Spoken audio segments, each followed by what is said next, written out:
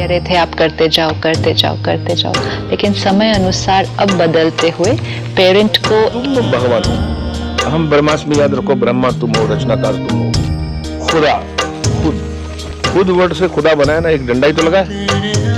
कि बच्चा है वो औरत कैसी, लड़की कैसे गाना गाएगी, उसके भाव क्या होंगे, उस किस तरह से नाचेगी। सब दिशाओं में उन्नत की है, लेकिन उसमें इस वक्त जो सबसे बड़ी उसको जो तलाश है वो है शांति।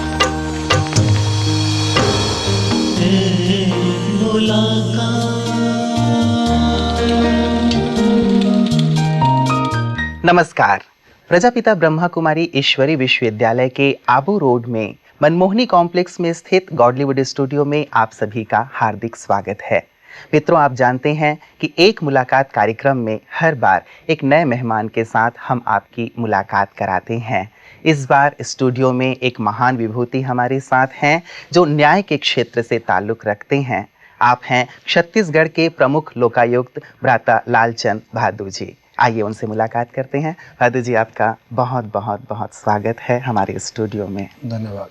भ्राता जी, पहले तो हम अपने दर्शकों की ओर से जानना चाहेंगे कि आपकी पारिवारिक पृष्ठभूमि और आपका एजुकेशन कहाँ कहाँ हुआ और आप कहाँ कहाँ अपॉइंट रहे अपने कार्य क्षेत्र के दरमियान। जहाँ तक पारिवारिक पृष्ठभूमि का प्रश्न है, मूलतः मैं एक कृषक परिवार से संबंधित हूँ। जी। मेरे पिताजी, माता, भाई लोग सभी कृषि का कार्य करते हैं। मेरी प्राइमरी एजुकेशन मिडिल तक गांव रोहिड़ा वाली सुथारान, डिस्ट्रिक्ट श्री गंगानगर में हुई, राजस्थान। जी। उसके पश्चात 9th क्लास से लेके और ग्रेजुएशन तक मैं श्री गंगानगर में ही पढ़ा। ग्रेजुएशन के पश्चात क्योंकि विधि कॉलेज श्री गंगानगर में नहीं था, तो मुझे बीकानेर जाना पड़ा। वहाँ मैंने डूंगर कॉलेज बीकानेर से 3 साल का विधि से संबंधित कि डिग्री प्राप्त की। जी। उसके पश्चात मैंने राजस्थान बार काउंसिल में पंजीकरण करा के अधिवक्ता के रूप में श्री गंगानगर व हनुमानगढ़ में वकालत प्रारंभ की। फौजदारी, राजस्व, दीवानी में मैंने वकालत प्रारंभ की। उसी दौरान वर्ष 1972 में राजस्थान न्यायिक सेवा की राजस्थान पब्लिशर कमीशन द्वारा कि पद प्रकाशित किए गए। तो उस परीक्षा में मैं बैठा और उस परीक्षा में लिखित में पास होने के पश्चात, साक्षात्कार होने के पश्चात मेरा चयन राजस्थान न्यायिक सेवा में 1973 में हुआ। जिसके फलस्वरूप सर्वप्रथम मैंने 15 मई 1973 को अतिरिक्त मुंसिफ एवं मजिस्ट्रेट जयपुर के पद पर कार्यभार ग्रहण किया। जहाँ पर मैं वर्ष 1976 तक रहा। वहाँ से मेरा स्थानांतरण बीकानेर में रेलवे मजिस्ट्रेट के पद पर रहा। वहाँ 1 वर्ष मैंने कार्य किया। फिर उसके पश्चात एडिशनल मुंसिफ मजिस्ट्रेट के रूप में 1 वर्ष बीकानेर में कार्य किया। वहाँ से मेरा स्थानांतरण जोधपुर हो गया। वहाँ मैंने 2 वर्ष के लगभग अतिरिक्त मुंसिफ मजिस्ट्रेट के पद पर कार्य किया। उसके पश्चात मैं लगभग 1 वर्ष मोबाइल मजिस्ट्रेट के पद पर रहा। वहाँ से पुनः मेरा जयपुर स्थानांतरण हो गया, जहाँ पर मैंने अतिरिक्त मुंसिफ मजिस्ट्रेट के रूप में कार्य किया। वहाँ से मेरा स्थानांतरण 1984 में आबू रोड में हुआ। यहाँ पर लगभग मैंने 13 महीना कार्य किया। और यहाँ से मेरा पदोन्नति अतिरिक्त सिविल जज एवं मुख्य न्यायिक मजिस्ट्रेट के पद पर हुई, जिस पर मैं जयपुर मेरी स्थापना हुई। वहाँ मैंने लगभग 5-6 महीने काम किया। उसके पश्चात जनवरी 1986 में मेरी नियुक्ति डिप्टी रजिस्ट्रार न्यायिक जयपुर बेंच हाई कोर्ट में हुई। वहाँ मैं कार्य करता रहा। उसी दौरान 1988 में मेरी पदोन्नति अतिरिक्त सेशन जज के पद पर हुई, लेकिन डिप्टी रजिस्ट्रार का पद क्रमोन्नत हो गया, अतः अतिरिक्त रजिस्ट्रार के पद पर मैंने कार्य किया। वहाँ से 1989 में मेरा स्थानांतरण एडिशनल डिस्ट्रिक्ट एंड सेशन जज जयपुर जिला में हुआ। वहाँ लगभग 1 वर्ष कार्य किया। वहाँ से मेरा स्थानांतरण जोधपुर हो गया 91 में। जोधपुर मैंने कार्य किया जनवरी 92 तक। फिर वापस सती कोर्ट, स्पेशल कोर्ट सती प्रिवेंशन में मेरी नियुक्ति जयपुर में हुई जी। वहाँ लगभग मैंने 13 महीने कार्य किया। इसी दौरान फरवरी 93 में मेरा चयन सर्वोच्च न्यायालय में जी। रजिस्ट्रार न्यायिक के पद पर हो गया। तो मैंने 1 मार्च 1993 को वहाँ पद ग्रहण किया। फिर उसके पश्चात 1999 में मेरी पदोन्नति रजिस्ट्रार जनरल और कोर्ट एडमिनिस्ट्रेटर सर्वोच्च न्यायालय में की गई जी। वहाँ मैंने जनवरी 2003 तक कार्य किया। उस पद पर रहते हुए मेरी नियुक्ति छत्तीसगढ़ राज्य में छत्तीसगढ़ उच्च न्यायालय न्यायाधीश के पद पर हुई। उसी दौरान मैं कार्य करता रहा। जनवरी 2007 में मैंने कार्यवाहक मुख्य न्यायाधीश के रूप में लगभग 42 दिन कार्य किया जी। फिर 25 जुलाई 2008 को सेवानिवृत्ति मेरी हुई। उसके पश्चात 2 अगस्त 2008 को ही मेरी नियुक्ति राज्य सरकार द्वारा प्रमुख लोकायुक्त के पद पर की गई, जिस पद पर अभी तक मैं पद स्थापित हूँ। बहुत सुंदर यात्रा आपकी रही है, न्याय के क्षेत्र में आपने बहुत सुंदर योगदान दिया है। भादु जी, एक विशेष बात, सभी लोग आजकल सुनते तो रहते हैं लोकायुक्त के बारे में, आम चर्चा होती रहती है, लेकिन एक लोकायुक्त का कार्य क्या होता है और किस प्रकार से एक आम व्यक्ति उन तक अपनी बात पहुंचा सकता है, इस बारे में थोड़ा सा जानकारी दें, क्योंकि इसके बारे में थोड़ी जानकारी एक आम व्यक्ति को कम है। लोकायुक्त के पद का सृजन प्रथम प्रशासनिक सुधार आयोग जो कि मोरारजी भाई की अध्यक्षता में बना था 1966 में, उस प्रशासनिक सुधार आयोग की रिपोर्ट के आधार पर हर राज्य में लोकायुक्त और केंद्र में लोकपाल के पद के सृजन की अनुशंसा की गई थी। उसी के अनुसरण में 18 राज्यों से ज़्यादा राज्यों में लोकायुक्त अधिनियम बनाए गए हैं। उसके अंतर्गत लोकायुक्त की पद की नियुक्ति की जाती है जी। जिसमें हाई कोर्ट का सेवानिवृत्त न्यायाधीश, मुख्य न्यायाधीश या सर्वोच्च न्यायालय के न्यायाधीश, इनमें से ही नियुक्ति की जाती है जी।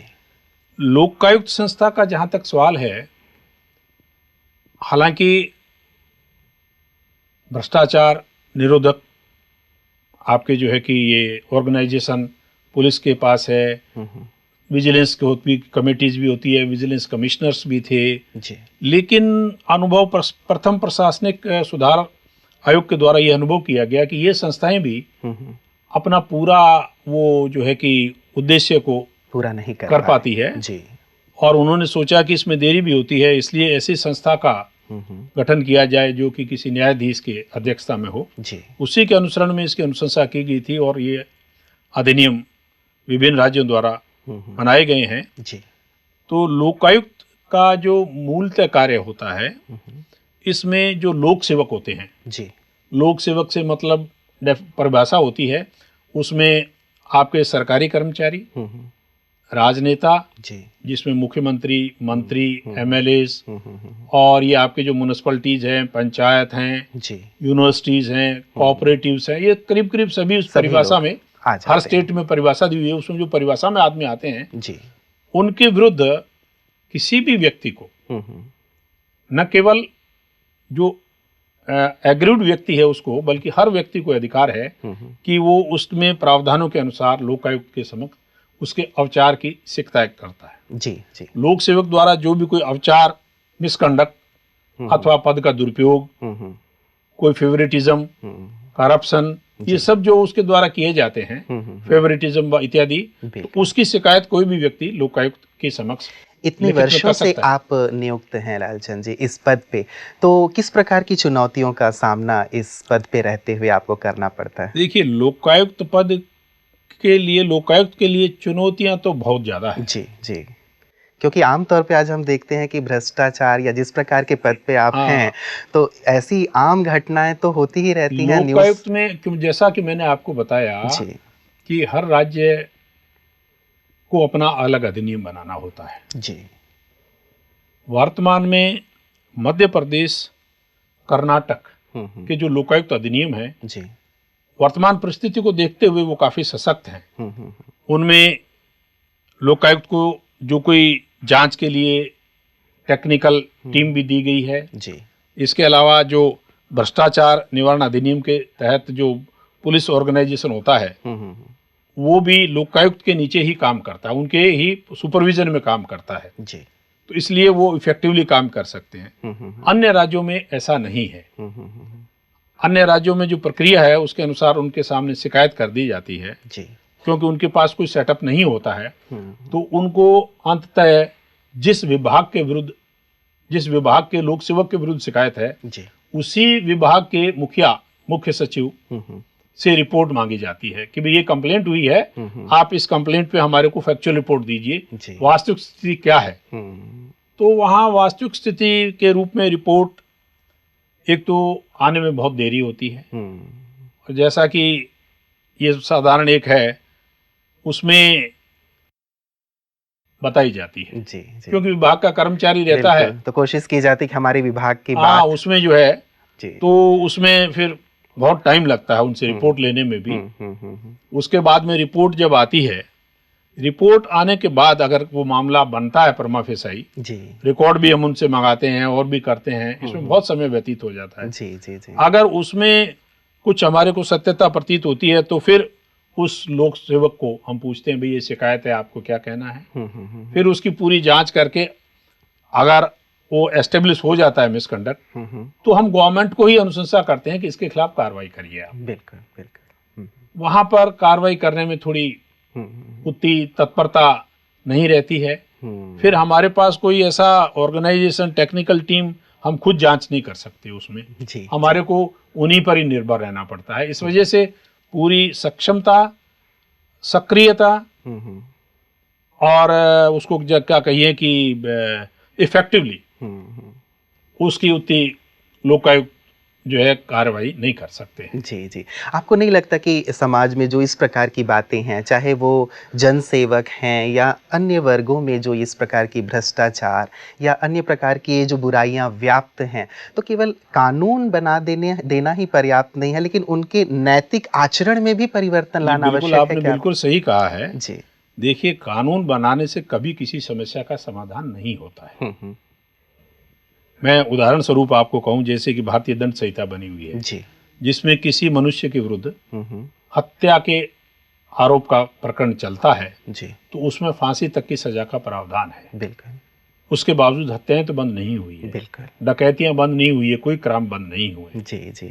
उसी तरीके से लोकायुक्त संगठन का जो कार्य है, अवचार से संबंधित या भ्रष्टाचार से संबंधित है, वो इतना व्यापक हो चुका है, इतना व्यापक हो चुका है कि केवल कानून बनाने से उसको नहीं रोका जा सकता। जी। जब तक संस्कारवान शिक्षा नहीं हो, जी। आम मनुष्य में उच्च संस्कार नहीं हो जी। और उनको अपनी उत्तरदायित्व समझ में नहीं हो, तब तक ये भ्रष्टाचार रोकना लगभग असंभव है। बिल्कुल। भारती जी, आप लंबे समय से ब्रह्मा कुमारी ईश्वरी विश्वविद्यालय के भी संपर्क में हैं, तो ये विद्यालय भी एक प्रकार से विशेष करके लोगों के नैतिक उत्थान के लिए, चरित्र निर्माण के लिए कार्य कर रहा है। तो आप इस विश्वविद्यालय की जो शिक्षाएं हैं, इस क्षेत्र में कितनी इसकी भूमिका हो सकती है, योगदान हो सकता है?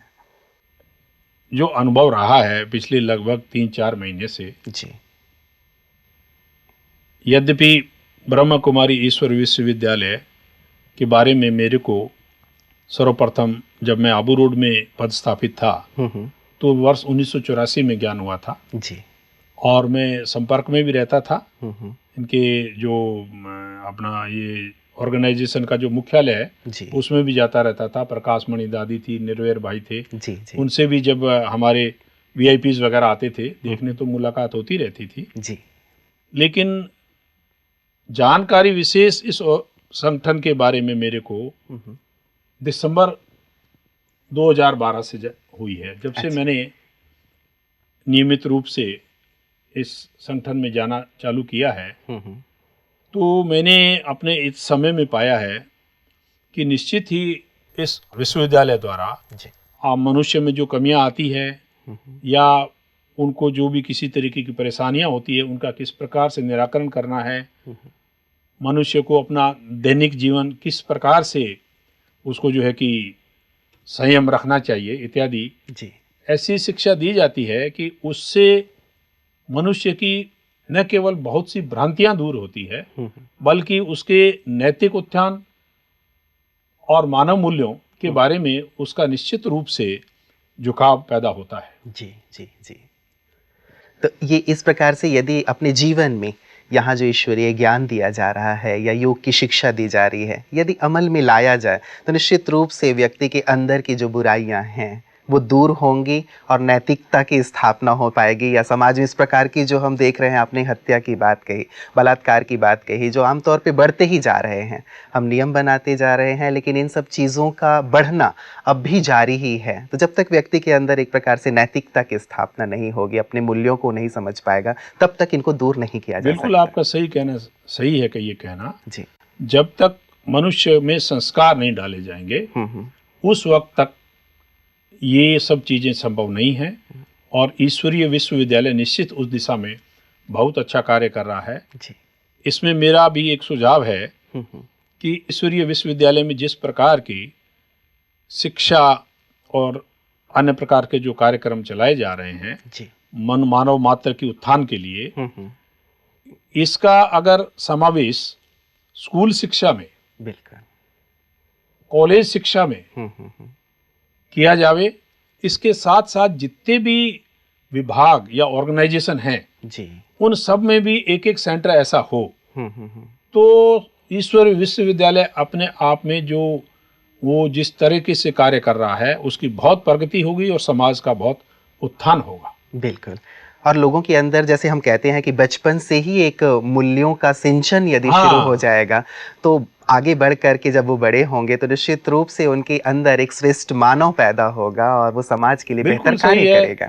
संस्कारवान अगर बच्चा शुरू से ही रहता है जी, तो वो समाज का अंग होता है। फिर पूरे समाज में अपने आप जब सब संस्कार आदमी हो जाएंगे तो सतयुग आ जाएगा। बिल्कुल बिल्कुल बिल्कुल जी। सारा जो इस वक्त जो चल रहा है, आदमी की मानसिक परेशानी है, उसकी कोई शांति नहीं है जी। जगह जगह मंदिरों की तरफ, अंततः आदमी जब सब तरफ से गिर जाता है तो मंदिरों की तरफ भगता है, कोई किधर भगता है। उस सब का निराकरण यही है कि उसमें शुरू से संस्कार हो, वो गलत रास्ते में नहीं जाए, गलत संगतियों में नहीं पड़े, तो निश्चित वो संस्कारवान होगा तो पूरा समाज संस्कारवान होगा तो वहाँ शांति ही शांति होगी और सब उसको कहिए कि उच्च विचारों के व्यक्ति ही होंगे। बिल्कुल बिल्कुल, बहुत सुंदर। आप वहाँ रायपुर में भी केंद्र पे गए हुए हैं, ब्रह्मा कुमारीज के केंद्र में। अभी आप अंतर्राष्ट्रीय हेडक्वार्टर्स में आए हुए हैं ब्रह्मा कुमारीज के, तो यहाँ आपको कैसा अनुभव हो रहा है? नहीं, मेरे को जो अनुभव हो रहा है, देखिए, एक तो जितने भी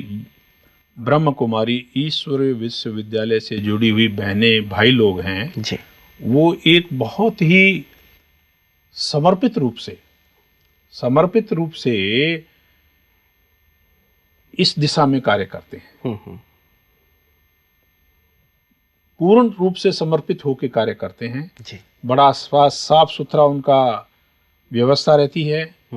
सब लोग एक ही दिशा में काम करते हैं, किसी में कोई अहंकार या किसी प्रकार का कोई नहीं है। मैंने देखा है कि कोई भी ब्रह्म कुमारी विश्वविद्यालय से जुड़ा सेवक किसी भी को कोई बात कहता है तो तुरंत वो उसमें आगे बढ़ता है। जी जी जी। उसमें ये नहीं देखा जाता है कि मेरे से बड़ा है छोटा है, ये सब चीजें उसमें नहीं है। तो ये एक बहुत अच्छा देखने को मिलता है, अनुभव होता है, बहुत अच्छा संस्कार है। जी जी जी। और उससे ही अंततः आदमी, इस वक्त जो आदमी जो है उसने आर्थिक उन्नति बहुत की है, सब दिशाओं में उन्नति की है, लेकिन उसमें इस वक्त जो सबसे बड़ी उसको जो तलाश है वो है शांति की। धन से, उत्थान से, उच्च पद प्राप्त करने से जी आदमी को शांति प्राप्त नहीं हो सकती। बिल्कुल बिल्कुल। और विशेषतः वो जो भी आगे बढ़ता है, आर्थिक उन्नति करता है, उच्च पद पे जाता है, तो वो जिन प्रकार के आदमियों से घिरा हुआ रहता है उसको और ज्यादा कठिनाइयां होती है, अशांति हो जाती है, अशांति होती है। जी जी जी। और शांति रूप से कार्य नहीं कर पाता है। बिल्कुल बिल्कुल। जैसा कि अभी आपने लोकायुक्त की कठिनाइयों को पूछा, जी। उसके लिए भी बहुत सी कठिनाइयां हैं, वो कार्य सुचारू रूप से नहीं कर पाता है। बिल्कुल बिल्कुल। तो फिर वो इधर उधर शांति की तरफ भटकता है। इसलिए इस वक्त हर आदमी, चाहे उच्च पद पर है कि धनाढ्य है, किसी भी संस्था में, चाहे गरीब है चाहे मजदूर है, जी हर को एक शांति की तलाश है। जी जी। और उसी शांति प्राप्त करने के लिए आपने देखा होगा कि मंदिरों की, मस्जिदों की, गुरुद्वारों की, गिरजाघरों की जी। संख्या दिन पर दिन बढ़ती जा रही है। और उसमें भी आजकल बहुत लंबी लाइनें लगनी चालू हो गई है। दर्शन के लिए भी घंटों लग जाते हैं। जी जी जी। वो इतनी भीड़ क्यों हो रही है? देखिए, आत्म से जुड़ के तो बहुत कोई संस्कारवान ज्ञानी आदमी ही जाता है। जी जी जी। ज्यादातर आदमियों को तो पता ही नहीं रहता है क्या धर्म है, क्या मैं जहाँ जिस देवता के सामने जा रहा हूँ मुझे क्या करना है, जी। मेरे को किस प्रकार से अपने आप को वहां प्रेजेंट करना है, उसको कुछ पता नहीं है। हे भगवान, पैसे चढ़ाए चल देता है। जी जी। वो ये देखता है कि इससे मेरे को शांति मिल जाएगी। लेकिन उसको ये पता है कि जब तक ज्ञान प्राप्त नहीं होगा तब तक शांति, सब तक शांति नहीं होगी। बिल्कुल बिल्कुल। वही मैं बात कह रहा था कि आजकल भले ही इतने व्यापक पैमाने पे मंदिरों की, मस्जिदों की, चर्च की संख्या तो बढ़ती जा रही, लेकिन अशांति जस की तस है। लोगों के डिप्रेशन, टेंशन और भी ज्यादा बढ़ते जा रहे हैं। तो ये जो ब्रह्मा कुमारीज में भादु जी आपने देखा होगा, जो ज्ञान दिया जा रहा है, प्रथम दिन ही जो ज्ञान दिया जाता है या उसके पश्चात जो ज्ञान दिया जाता है, आपको लगता है कि इससे मनुष्य को जो शांति की तलाश है वो तलाश खत्म हो सकती है?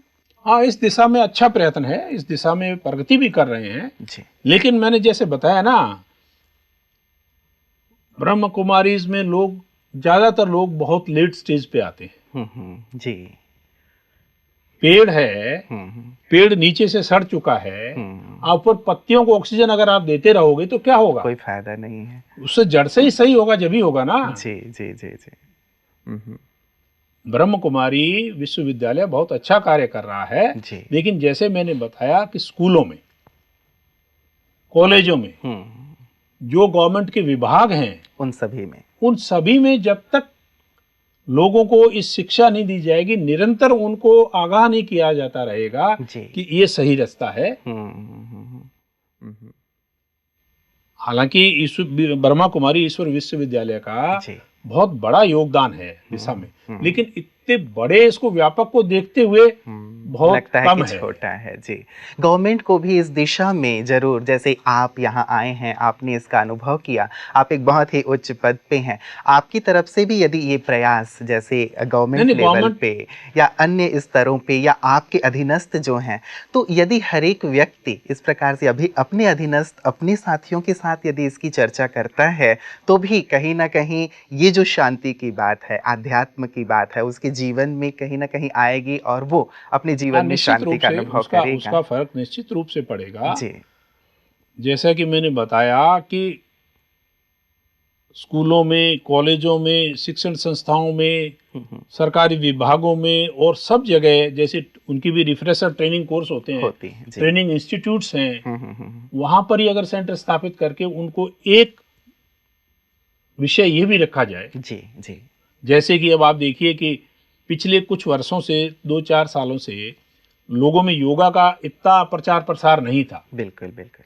अब हर जगह करीब करीब आदमी योगा, टीवी के माध्यम से पता लगा, योगा चालू किया है जी। तो इस तरीके के अगर प्रयास किए जाएं और लोगों में, सभी डिपार्टमेंटों में, सभी जगह या ट्रेनिंग इंस्टीट्यूट्स में एक विभाग खोला जाए और वहां को निरंतर उनको ट्रेनिंग मिलेगी तो उनको वास्तविकता का पता चलेगा। बिल्कुल, कि सत्य क्या है, हमें क्या करना चाहिए। क्या है। और एक चीज जो मिसिंग है, हर प्रकार का ज्ञान तो हम उन्हें दे रहे हैं, लेकिन टेक्निकल ज्ञान दिया जा रहा है। एक चीज जो मिसिंग है, आप भी महसूस करते होंगे कि आध्यात्मिक ज्ञान की कहीं ना कहीं कमी है, और वो यदि दिया जाए तो एक जो हम श्रेष्ठ मानव चाहते हैं, एक सुंदर मानव चाहते हैं, समाज के लिए जो आदर्श हो, प्रेरक हो, जो बुराइयों से मुक्त हो, वो इस आध्यात्मिक ज्ञान से ही संभव हो सकता है। जी। जब तक मनुष्य के जो भी कोई आप उसको अच्छा संस्कार पैदा करना चाहते हैं, जब तक उसकी आत्मा को नहीं छुएगा, जी, जब तक उसकी आत्मा में नहीं पहुंचेगा, ऊपर ऊपर का कोई काम का नहीं। जी जी। आत्मा में ही उसको छुएगा कि ये मेरे को अच्छा है,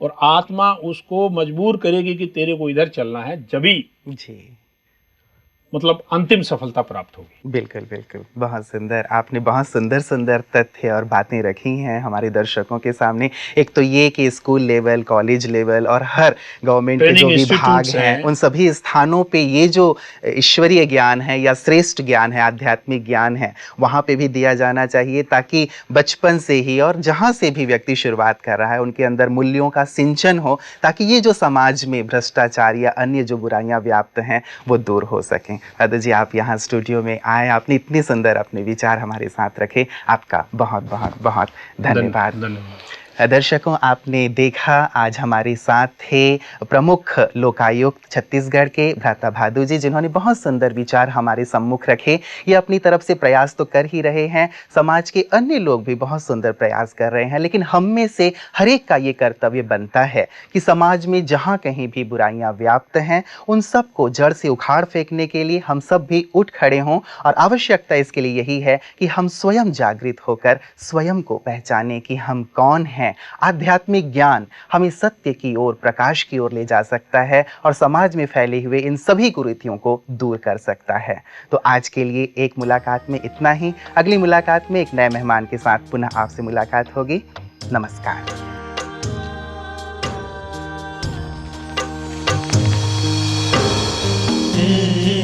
मुलाकात